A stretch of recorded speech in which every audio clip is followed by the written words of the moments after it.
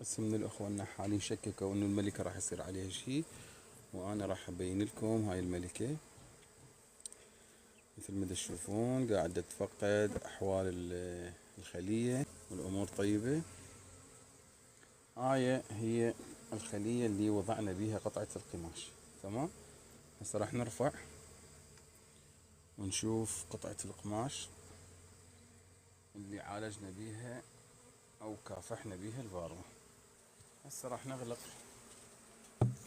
باب الخلية حتى ترتاح الخلية من عندنا، ونشوف الوصلة هاي اللي كانت جوا اللي احنا وضعنا عليها الثوم والخل. عليكم السلام ورحمة الله. ومثل ما تلاحظون هنا اكو طبعا فاروة. هاي شايف هاي الوصلة اللي وضعنا بيها الثوم والخل. شوف هنا هم فاروة.